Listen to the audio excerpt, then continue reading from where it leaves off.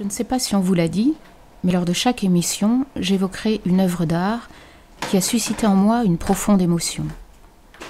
Ce que l'on appelle communément un syndrome de Stendhal. Pour commencer, j'aurais bien aimé, c'est vrai, être en mesure de vous proposer une définition précise de ce syndrome, mais personne ne s'accorde sur la question.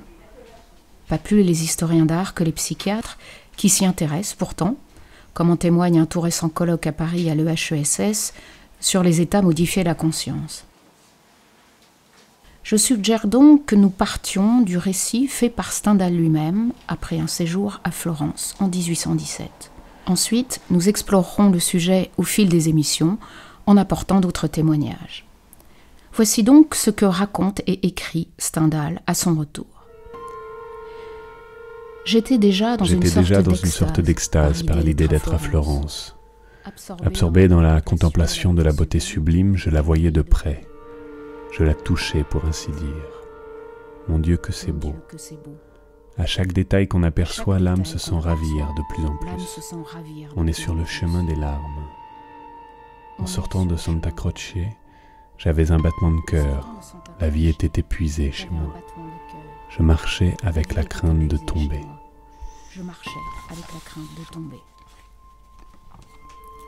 Stendhal est obligé de s'asseoir sur un banc, terrassé par tant de beauté. Il l'ignore, mais il est victime d'un syndrome qui portera un jour son nom, bien plus tard, à la fin des années 1980.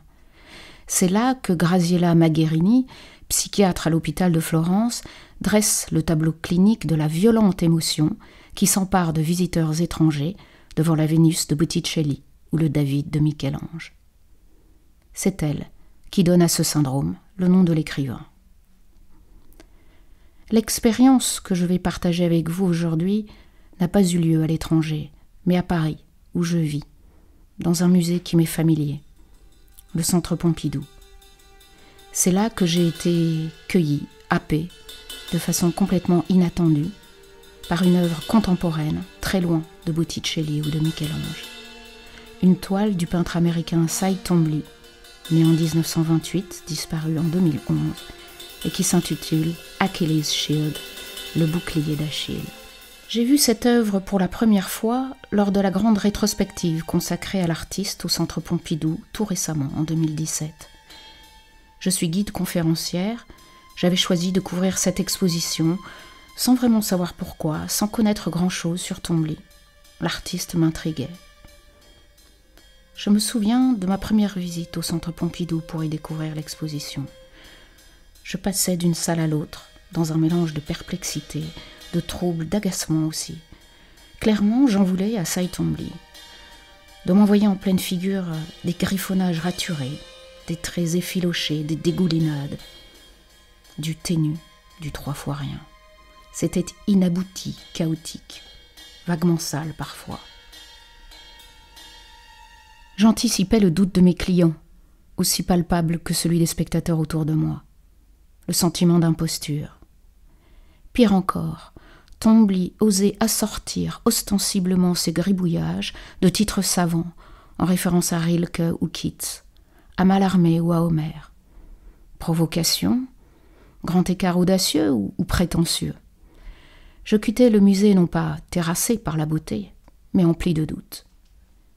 Alors, je me suis mise à regarder et à lire. J'ai ainsi découvert la prodigieuse culture de cet artiste, non pas américain, mais méditerranéen, comme il le revendiquait, qui a quitté les États-Unis pour l'Europe et s'y est fixé, épousant une aristocrate romaine. C'est pour repartir aux sources que Twombly a quitté l'Amérique à 23 ans, en 1951. Au lendemain de la Seconde Guerre mondiale, les débats sont houleux. L'art n'a pas permis d'éviter la catastrophe. L'avant-garde new-yorkaise préconise tout simplement la table rase. Il n'y a plus rien à attendre de l'art européen. Clément Greenberg, le chantre de l'expressionnisme abstrait, le formule sans ambiguïté. La peinture moderne est exclusivement américaine. Mais Twombly n'aime pas les mots d'ordre. Il se met à voyager, avec une prédilection pour l'Afrique, la Grèce, l'Italie, se nourrissant des grands mythes de la civilisation méditerranéenne. Je m'en suis aperçu très vite. Son érudition n'était pas une pose, mais le fruit d'une nécessité intérieure. Il fallait refonder l'art, certes, mais par un retour aux origines, aux racines de la culture, loin des États-Unis. Twombly a payé le prix fort pour cette désertion. Il a trahi. L'Amérique ne lui pardonnera pas et s'en mordra les doigts bien plus tard.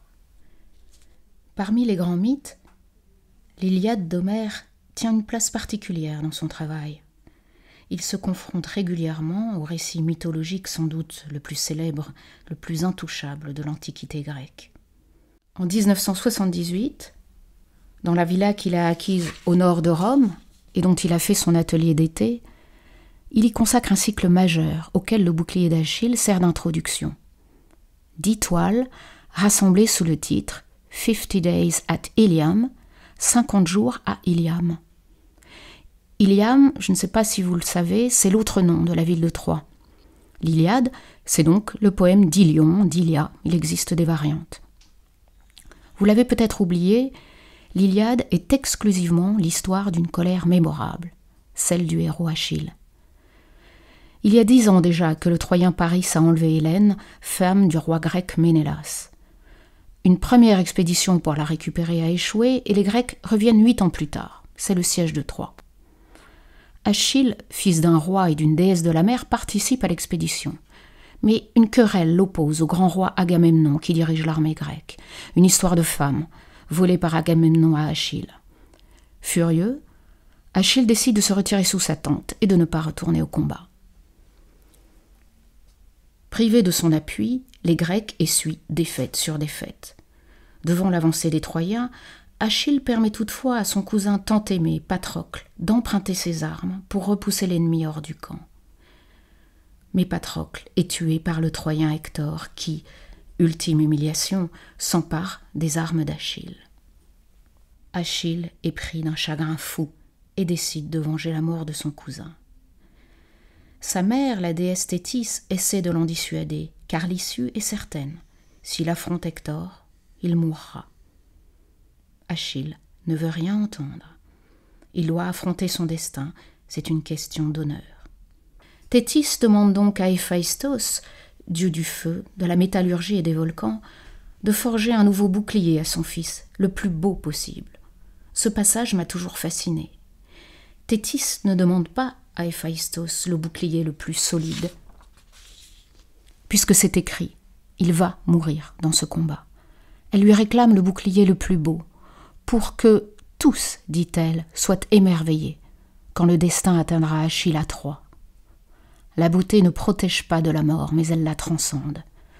Stendhal aurait certainement souscrit à cette idée. Héphaïstos ne déçoit pas Thétis. Il crée une véritable œuvre d'art. Sur le bouclier, explique Homère, il place la terre, le soleil, les astres. Des champs labourés, des troupeaux, des vignes, des adolescents et de belles vierges qui dansent avec ardeur en se tenant par la main. 2 cités figurent sur ce bouclier, l'une en paix, l'autre en guerre. On entend les cris des bœufs, les hurlements des combattants qui s'écroulent. Et je cite, « Et les peuples étaient assemblés dans l'agora, une querelle s'étant élevée. 2 hommes se disputaient pour l'amende d'un meurtre.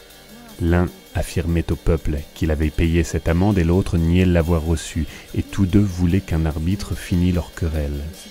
Et les citoyens les applaudissaient l'un et l'autre. » La force de ce texte est qu'il nous fait oublier en quelques minutes que c'est d'un bouclier qu'il est question. Notre imagination s'est évadée comme on quitte un socle. Cette description par Homère va devenir mythique et être considérée comme la plus belle des exphrasis, ces descriptions d'œuvres d'art qui, à leur tour, en deviennent une. Finalement, rares vont être les artistes qui, à la suite d'Homère, proposent leur ekphrasis personnelle et essaient de représenter ce bouclier monde si merveilleusement décrit. La plupart mettront un point d'honneur à illustrer le récit homérique au plus près, avec un luxe de détails, en de véritables restitutions.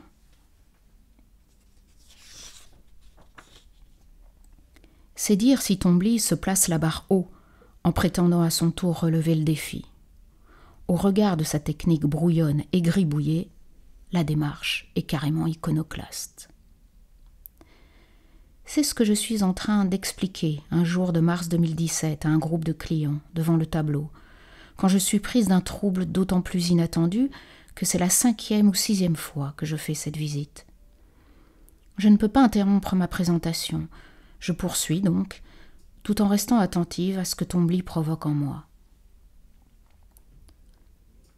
Cela peut paraître présomptueux, mais j'ai le sentiment que l'œuvre s'adresse à moi dans une langue que je comprends totalement, intimement, pour la première fois.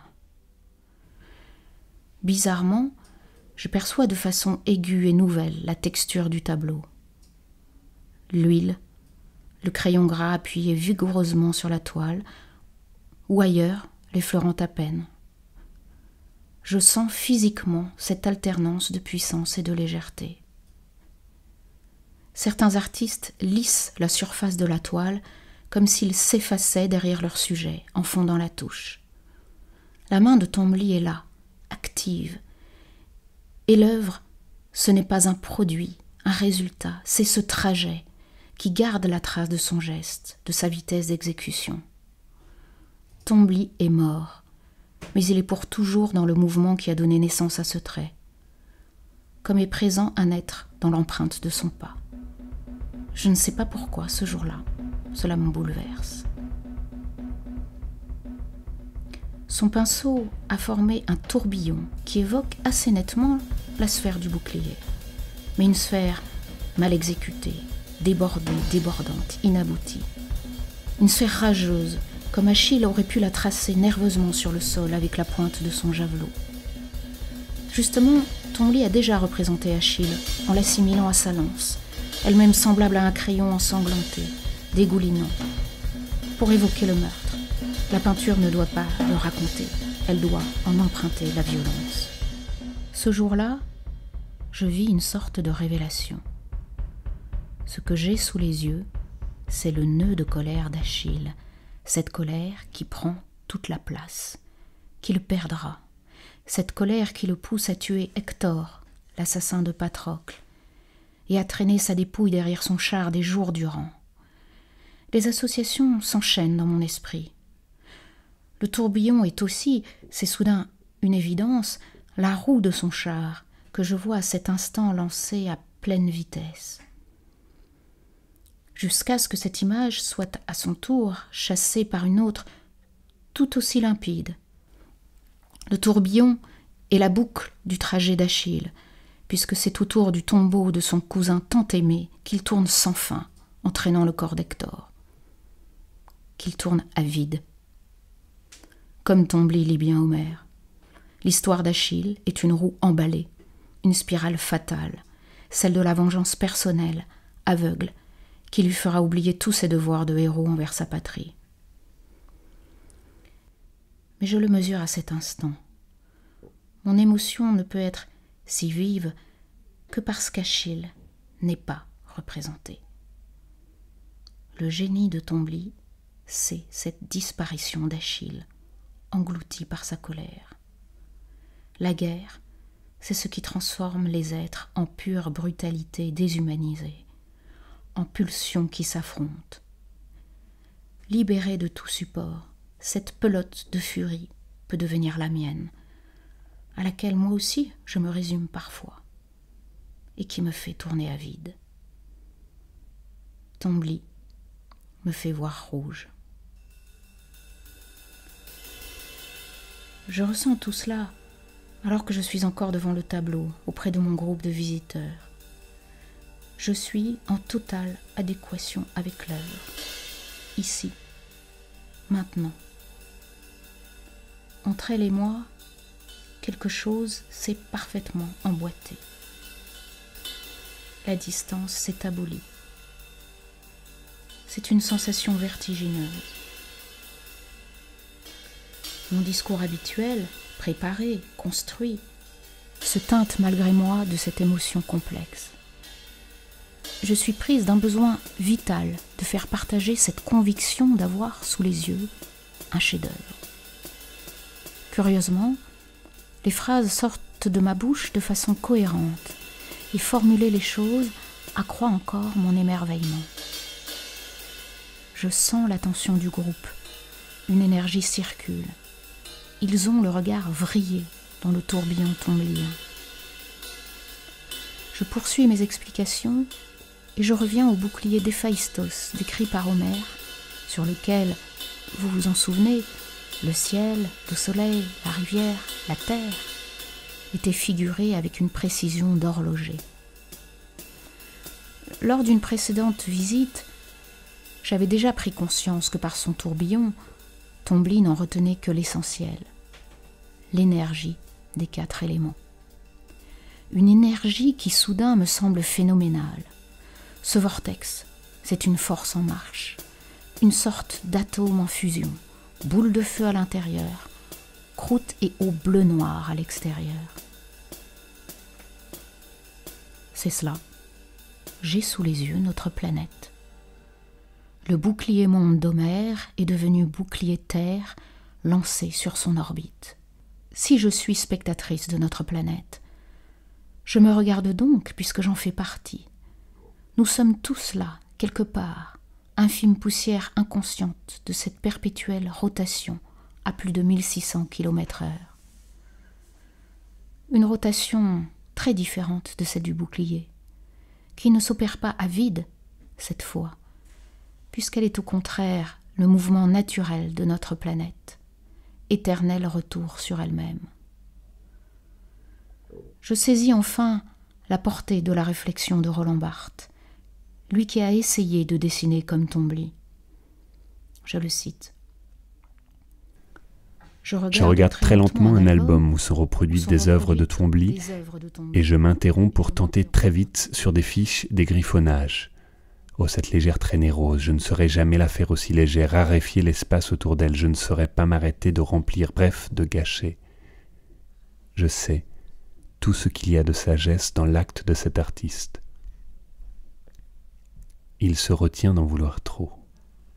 Essayez de l'imiter, ce que vous ferez ne sera ni de lui, ni de vous. Ce sera rien. Ni de vous. Ce sera rien. Je sens venir les larmes. Ma voix tremble. Pourtant, il n'est pas question que j'éclate en sanglots, que je me donne en spectacle. Alors je me tais, comme je le fais parfois pour laisser les visiteurs respirer, contempler à leur rythme. Et mes larmes se changent en un sentiment de pure jouissance. Cette œuvre porte une part de perfection. Elle est exactement telle qu'elle doit être. Car en plus de tout ce que je viens de percevoir, Tombly a eu la prodigieuse idée de ne pas enfermer le bouclier dans une forme qui le limiterait. Comment dire plus intelligemment que ce bouclier n'est pas un objet humain, puisque c'est l'œuvre d'un dieu. Il fallait absolument éviter de le cerner, à tous les sens du terme. Ce que représente Tombly, ce n'est pas le bouclier, c'est son caractère impensable par l'homme. Tombly est ainsi au plus près d'Homère, bien plus que ses prédécesseurs. Le bouclier ne se fixe jamais comme objet. Il est là, et en même temps, il n'y est pas. Tombly réduit le bouclier à sa plus simple expression, c'est-à-dire au geste qu'il a fallu pour le fabriquer. Et je comprends que Tombly ne décrit pas le bouclier terminé, l'œuvre achevée qui existerait à l'extérieur du tableau. Tombly nous montre le geste d'Héphaïstos en train de le fondre. La toile ne raconte pas un événement, elle en est un en soi. Mieux, c'est Tombly qui fabrique le bouclier, sous nos yeux, avec les moyens de la peinture, avec la matière de la peinture. Comme la déesse Thétis, j'assiste en direct à la création du bouclier par l'opération de la peinture sous le pinceau d'un Tombly forgeron dieu du feu et des volcans.